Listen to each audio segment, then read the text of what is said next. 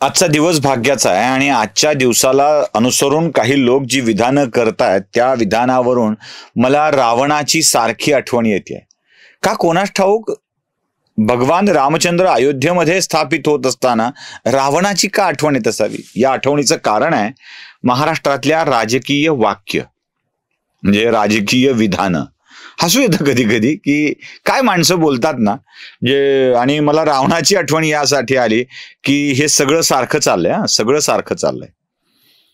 बघा, दोन चार विधानं मला महत्वाची वाटतात की राम मंदिर निर्माण कार्यात आम्हीही होतो, तुम्हीच पळून गेला होतात, हे वाक्य.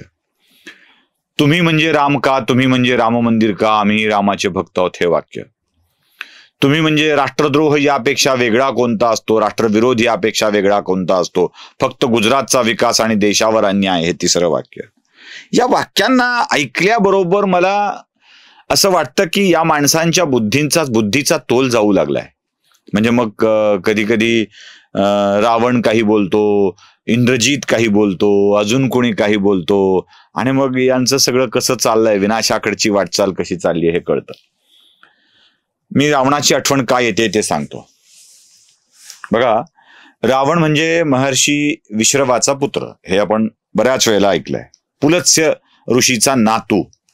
पुलत्स्य ऋषी म्हणजे ब्रह्मदेवाचे पुत्र. मोठं कुळ, कुळ खूप मोठं, कुळ खूपच मोठं. या महर्षी पुलत्स्य विश्रवांच्या दोन पत्नी, एक महर्षी भरद्वाजांची कन्या देववर्णिनी आणि विश्रवा देववर्णिनीचं एक अपत्य कुबेर. विश्रवाची दुसरी पत्नी दैत्यराज सुमालीची मुलगी आणि सुमालीच्या मुलीकडून आलेली अपत्य म्हणजे मग ही सगळी रावण, बिभीषण, कुंभकर्ण, शूर्पणखा वगैरे वगैरे. झालं असं की मूळ लंका हे जे बेट आहे ते दैत्यराज सुमालीच्या ताब्यात होतं. सुमालीनी हे बेट हुंडा म्हणून महर्षी विश्रवांना दिलं. महर्षी विश्रवानी ती समुद्रातली लंका बघितली आणि तिला विकसित करण्याची जबाबदारी कुबेरावर दिली. कुबेरावर ती जबाबदारी यासाठी दिली की कुबेराला देवाचा खजिनदार, कोषाध्यक्ष म्हणून नियुक्त करण्यात आलेलं होतं. कुबेराने आपल्या संपूर्ण धनानिशी त्या लंकेचा कायापालट केला. म्हणजे अगदी सोन्याची लंका ज्याला म्हणतो ना, तशी करून टाकली, ती समृद्ध केली. एवढंच नाही तर आपलं एक विमान सुद्धा तिथे ठेवलं कुबेराचं. जेव्हा ही समृद्ध झालेली लंका, आपण दिलं होतं ते जंगल, रिकामी गोष्ट हातात दिली होती, हुंड्यात दिली होती, भेट म्हणून दिली होती, आणि ती इतकी समृद्ध झालेली बघून सुमालीला असं वाटलं की हे दैत्यत्व, त्यामुळे त्याच्या मनामध्ये असे विकार येणारच. मग त्याला असं वाटलं की ही लंका आता आपल्या नातवाकडे असली पाहिजे, रावणाकडे असली पाहिजे. रावण तपश्चर्या वगैरे करत होता, रावण मोठा ज्ञानी होता. त्यानं रावणाला सांगितलं की बाळा, आता ही लंका जी कुबेराने खूप समृद्ध करून ठेवली आहे ती वास्तविक आपली आहे, ती तुला मिळायला हवी. रावणालाही हे वाटलं. रावणाने कुबेराला सांगून टाकलं की माझ्यात प्रचंड ताकद आहे, तुला पराभूत करीन, तुला हे करीन, तुला ते करीन, तू लंका सोडून जा. कुबेराने विचार केला, कुठे याच्या नादाला लागा, लंका दिली सोडून. नुसती लंका सोडून दिली नाही, कुबेराचं विमान सुद्धा ठेवून घेतलं. कुबेराचं विमान ठेवून घेतल्यानंतर, ती लंका ताब्यात घेतल्यानंतर रावण झाला लंकेश आणि कुबेर निघून गेला आपल्या ठिकाणी. लंका मिळाली, रावणाला लंकेश होता आलं, कुबेराचं विमान घेता आलं, त्या विमानाचा उपभोग करता आला कुटुंबासाठी. पण रामाच्या हातून मरावं लागलं, लोक कधीच चांगलं म्हणाले नाहीत. आता ही कथा यासाठी सांगितली की आता बघा बरं जरा, इथेही कुळ मोठा आहे, प्रबोधनकारांचा वारसा आहे, बाळासाहेबांचा वारसा आहे. म्हणजे तिकडे पुलत्स्य विश्रवा, इकडे प्रबोधनकार बाळासाहेब, आणि जन्माला आल्यावर भावाभिवाला काय नाही, भावाभिवाला काय नाही, हे सगळं माझं असं म्हणून पित्याने विकसित केलेल्या भागाला आपल्या ताब्यात घेऊन टाकलं. बाकी गेले निघून, सगळे बाकी गेले. जयदेवनी घर सोडलं, यांनी घर सोडलं, त्यांनी घर सोडलं, सगळं घेऊन टाकलं. त्याचे विवाद चालू आहेत, कोर्टात वाद चालू आहेत. त्या वादावर बरीचशी चर्चा आहे. तिथे काय कोर्टात इन कॅमेरा काय झालं, कॅमेरा समोर काय झालं, ह्याची सगळी चर्चा चालू आहे. घर घेऊन टाकलं, लंका ताब्यात घेतली, लंकेश होता आलं, पण लोकांच्या मनात मात्र स्थान करता आलं का? अजिबात नाही, अजिबात करता आलं नाही. कारण रावणाला लोकांच्या मनात कधीच स्थान निर्माण करता आलेलं नव्हतं. बरं, ते जाऊ द्या. ते विमान कुबेराचं ठेवून घेत होतं, आठवतंय? पुष्पक विमान कुबेराचं होतं आणि ते ठेवून घेतलं. इकडं धनाढ्य म्हणजे कुबेर, ज्याच्याकडे धन असतं तो कुबेर. आपल्याकडे असे अनेक कुबेर आहेत ना.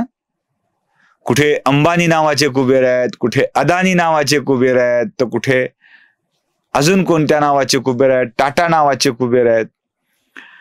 त्या अदानी नावाच्या कुबेराकडून विमान ठेवून घेतलं होतं, आठवतंय? दाखवू ते विमान, बघा ना, कळेल तुम्हाला. आणि त्याची कहाणी पण मी सांगितलेली आहे. त्या कहाणीत काय सांगितलं होतं की मुंबई ते छत्रपती संभाजीनगर, छत्रपती संभाजीनगर ते ओझर असा प्रवास करण्यासाठी विमान घेतलं होतं. पुढे दिल्लीला जाण्यासाठी का बिहारला जाण्यासाठीही विमान घेतलं होतं आणि ते अदानींचं होतं. कुबेराचं विमान ठेवून घेता येतं. भावाला सत्तेतून बेदखल करता येतं, आपल्या पुत्राला युद्धासाठी पाठवता येतं. तिकडे सीतेचं अपहरण केलं होतं म्हणे रावणानं, इकडं सत्तेचं अपहरण करता येतं. अपहरणच की. बहुमत मिळालं कोणासोबत, युतीत राहिले कोणासोबत, आणि अपहरण करून सत्ता नेली कोणासोबत? अपहरणच ना. तिकडे रावणाने आपल्या नसलेल्या सीतेचं अपहरण केलं होतं, इकडे आपल्या नसलेल्या सत्तेचं अपहरण केलं होतं. सत्ता हरवून दुसरीकडे घेऊन गेले, उचलून घेऊन गेले. कसं असतं बघा. म्हणजे तुलना करायची, आज दिवस रामाचा आहे, तुलना करायची आहे, म्हणून ही तुलना करून तुम्हाला दाखवतोय. पटतंय ना माझं म्हणणं तुम्हाला? ना भावासोबत जमलं, तिकडे बिभीषणासोबत जमलं नाही. इकडे चुलत सोडून द्या, चुलतला तर केव्हाच हाकाललं. सख्यासोबत जमलं नाही, तो घराच्या बाहेर पडला. हाही इकडे विभीषण घराच्या बाहेर पडला होता. सीता हरण केलं, इकडे सत्ता हरण केलं. कुबेराचं विमान ठेवून घेतलं, इकडेही विमान आपल्या वापरासाठी, आपल्या उपभोगासाठी ठेवून घेतलं. लोकांनी विकसित केलेल्या लंकेवर ताबा घेतला, इकडेही पित्याने विकसित केलेल्या ह्याच्यावरती, घरावरती आपला ताबा घेऊन टाकला. तिकडे श्रीराम मत कहो, श्रीराम मत कहो असा अहंकार होता, इकडे मोदी का नाम मत निकालो, मोदी का नाम मत निकालो असा अहंकार आहेच आहे. आम्हीच होतो. कोण मोदी, कसला मोदी? ते ओवेसी म्हणतात बघा, बहुत से मोदी आए और चले गए, 5 मिनट के लिए पुलिस हटा दो. तसं इकडे मोदीचं नाव घेऊ नका. राम मंदिर तर आम्ही केलंय, आम्ही गेलो होतो, आम्ही बसलो होतो, आम्ही सांगितलं होतं. इतका तिरस्कार, इतका तिरस्कार. लक्षात ठेवा, रामाच्या या तिरस्काराने रावणाची लंका जळाली होती. आता इकडे जळालंय बरं का, इकडेही जळालंय. तिथे हनुमानाने शेपटीनी लंका जाळली होती म्हणतात, शेपटीनी. इकडं असंख्य हनुमान झाले जातात तयार. या असंख्य हनुमानाने लंका जाळली नाहीये, पार्श्वभागाला आग लावली. आणि जे काही मागून दूर निघतोय ना, त्याला बर्नॉलनं सुद्धा बरं वाटायचं काम नाहीये, अशी स्थिती आहे. लक्षात घ्या, एवढ्या तिरस्काराने लंकेश सुद्धा संपला होता. एवढा ज्ञानी, एवढा शक्तिशाली पराक्रमी राजा सुद्धा संपला होता. रावणासारखा अहंकार झाला की ज्ञान, प्रतिष्ठा, कुळाचं मोठेपण सुद्धा कामाला येत नाही.